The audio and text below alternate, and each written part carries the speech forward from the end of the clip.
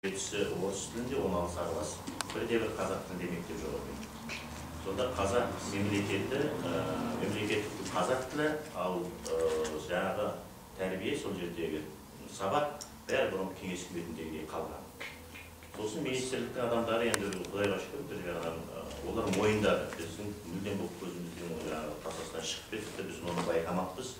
Біз енді осыдан бастап осы мәселені қолға аламыз деп. Сонда қолға аламыз дегендегі қатын оқысаңыз, енді шер деген жіберіпті, баяғыда депутат болған. Ол былай деп айтады дейді, енді келесі жол біз тастанды балдар мен жетім балдардың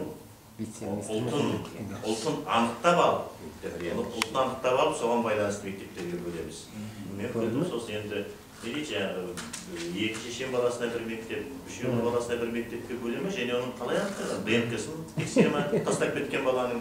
Енді ойлап отырсаңыз, мемлекеттік жаңағы көзқарас мемлекеттің берген жауабы. Оның бәрінен кәсіпке шықты, оның бәрін бірақ жыл сайын бұны бақылап отыру керек. Өйткені олар уәде берді, мынау бұл мемлекеттің қарамағында болғаннан біздің қойған мәселеміз ол міндетті түрде ол қазақ па орыс болған қарамайды.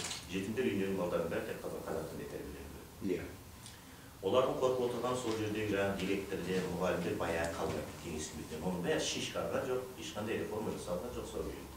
Менің ойымша жыл сайын соны тексеріп, жыл сайын жаңағы осындағы жағдайдың өзгермегенін бақылап отырып қоғамымыздағы міндетті. Бұл нақты біздің қолымыздан келетін жұмыс жасайтын. Әрбір облыс бар, облыстардың әрқайсында қай жерде қандай жетімдер үйі бар, оның бәрі біздің қолымызда бар. Тек қана соны бақылап отыру керек. Екінші мәселе, баланы жетімдер үйіне бермейік, шетелге бермейік деп жатырмыз. Баяғыда кеңес үкіметі кезінде заң бар. Ата-анасын бақпаса, сотқа тартатын білесіздер. Сондай заң шыққан есімде мен сол кеңес үкіметі тұрағының алдында 10 жыл бұрын ғана шықты. Бала ата-анасын да асырауға жауапты деген. Біз ондай заң шығарсақ та бәрібір ол қандай бір қатыгез туысқанның қолына түсіп қалуы мүмкін.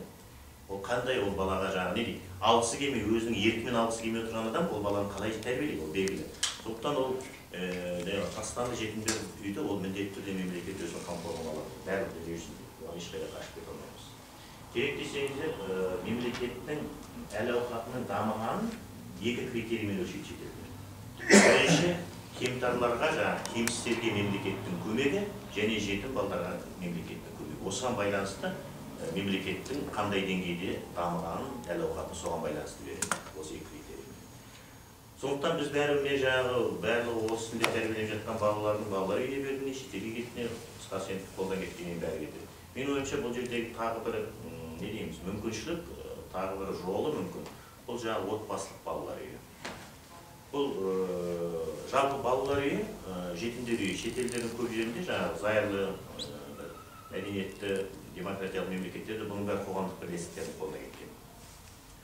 Оның директорын ешкім тағайындап жатпайды. Өйткені өзінің жүрегіменен мен балдарды тәрбиелеймін деген адамдар тәрбиелейді, мемлекет оған ақша төлейді. Біздікі сияқты жаңағы білім беру басқармасына қарамайды, оның директорлығына, оның мектептің мұғаліміне бірмен-бір таласып ақша беріп жатпайды, коррупция жоқ. Мемлекеттік үкіметтік емес ұйымдар оның бәрін қазір Европада қолдан алған. Бізде отбасылық балалар үйі сәл-пәл басталды. Бұл Ресейде де басқа жерде басталып жатыр. Мысалы 10 бала, 20 адам тәрбиелеп, оны үкімет ақшасын бөледі оған сол балаға сай. Бірақ мемлекет оның ақшасын бергеннен кейін оның қазақ тілде, мемлекеттік тілде тәрбиеленуін міндетті түрде шарт қою керек және соны бақылау керек.